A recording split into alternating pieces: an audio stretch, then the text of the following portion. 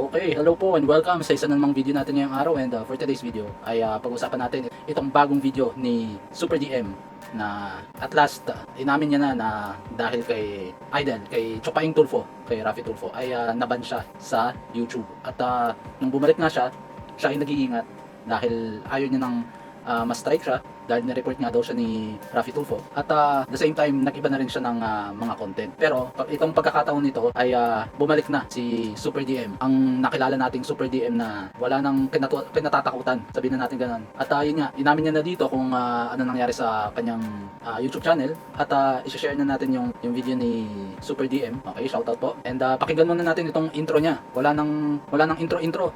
Sir Raffy Tulfo, kung galit ka sa kakambal ko na si Super DM, pwede mo naman kami hamunin ng boxing. Hindi yung ipaband mo kami sa YouTube. Ayun. Traidor!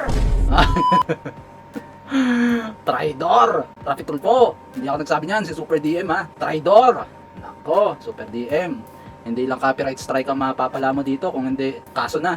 Yung hindi mo lang alalahanin yung YouTube channel mo, baka mawala na, and at the same time, baka matulad ka kay Atty. Libayan. So, skip tayo dito, nag-intro na siya doon, and umpisahan natin dito sa part na to, at ikikwento niya kung ano ba ang hinaing niya kay Chopaing Tulfo. So, let's continue. Babasahin natin yung comment. Ang sabi niya, Super DM, nawawala na ako ng gana manood sa'yo simula nung binabanatan mo si Tulfo. So, ano ang pakialam namin? Kung wala kang gana sa amin, mas wala kaming gana sa'yo. Ito yung sinasabi natin dating inaraw-araw niya si Raffy Tulfo dito sa vlog niya. And eventually, nung napansin siguro siya, kinopyright strike siya. At dito nga, sasabihin niya na isa na lang, baka mawala na yung channel niya. Dahil kay Raffy Tulfo, senador, na ayaw magpapuna sa mga kritiko, napikunin. Ayan, napikon, kinopyright strike si Super DM. Isang simpleng tao, simpleng vlogger sa YouTube, pinapatahimik katulad ni Atty. Libayan. Ano ka ba? Bakit? Kilala ka ba namin? Iiyak ba kami kapag hindi ka nanood? Kung ayaw mo manood, lumayas ka, hindi ka namin kailangan dito. Hindi ka ba nahiya sa comment mo? Kung ako ang pamilya mo, kamag-anak mo, ikakahiya kita kasi wala kang malasakit sa inang bayan. Kami, gumagawa kami ng sarili naming istorya sa buhay namin na kaya naming banggain kahit iniidolo pa namin para sa bayan. Kung gusto mo, Katulad din sa isang nakarang video ko, minsan mas lalaki pa sa lalaki yung mga bakla dahil mas responsableng tao sila kaysa sa mga nagpapanggap na lalaki. Nakala mo matatapang, binabangga yung mga may matataas na posisyon. Sinungaling naman, hindi naman marunong sa responsibilidad bilang ama, bilang asawa, di ba? So let's continue. magpakabayani, gumawa ka ng sarili mong istorya, hindi yung makikisip-sip ka lang sa iniidolo mo na tinuturing mong Diyos. Masigit pa sa Diyos ang tingin mo kay Raffy Tulfo. Kasi sa Patay. Yun na yun eh. Yung iniidolo nilang si Raffy Tulfo, tingin nila Diyos, untouchable. Hindi pwedeng i-criticize, di ba? Kaya pagka kinriticize mo, ikaw ang mali. totoong Diyos, kapag nagka-problema ka lang, sasabihin mo na agad na, Lord, bakit ganito ang nangyari sa buhay ko? Ang hirap naman. Pero kay Raffy Tulfo, kapag nagkakamali, may nakita ng mali, hindi mo papayagan na babatikosin namin. Minsan na nga lang kami mambabatikos, pinipigilan mo pa. Maging sila Dr. Jose Rizal, binabatikos ang kasakiman ng mga dayuhan sa pamamagitan ng paggawa ng tula. Kaya gusto ko lang sabihin sa iyo na hindi masama ang mambatikos kapag nasa tama. Sana makarating din to sa kinaukulan kay Raffy Tulfo. Okay?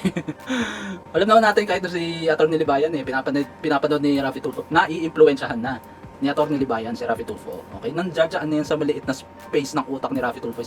Yan si Atty. Libayan. Kaya katulad nito si Super DM, may space ka na rin sa katiting na utak. Hindi, sorry.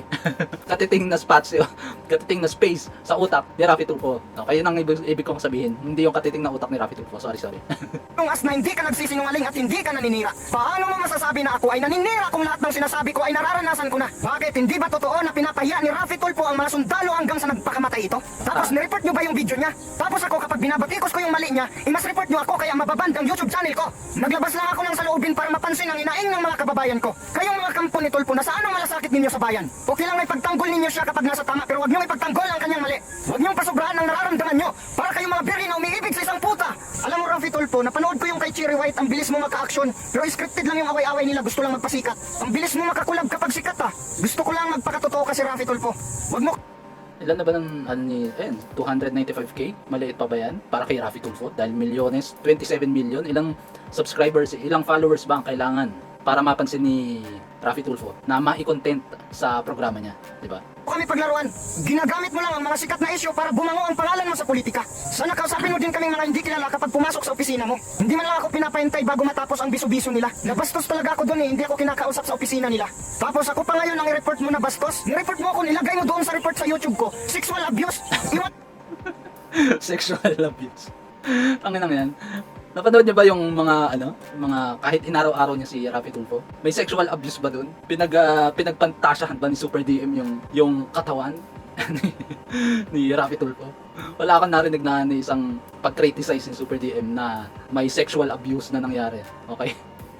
At saka ano pa yung ni-report ni Raffy Tulfo sa'yo? Wala namang sexual abuse sa content ko. May sexual abuse ba ang pagtula ko sa'yo? Mali-mali yung report mo, pero sinusunod ka pa rin ni YouTube kasi mataas ang subscribers mo. Yung mga panatiko kasi mga bulag.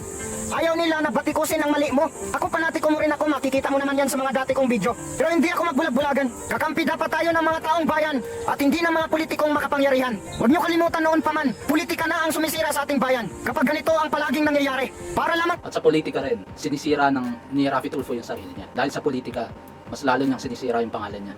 Sa tingin ko. tayong mga anay na sumisira sa sarili nating tahanan. Ano ba yan si Raffy Tulfo? Pati sa ilo to. Ang ingay mo nung una tapos bandang huli, nananahimik ka. Gumagawa ka ng ingay tapos bandang huli mananahimik ka. Para ka lang gumagawa ng gulo tapos tinakasan mo. Ano ba yan si Raffy Tulfo? Pinapareport mo yung YouTube ko.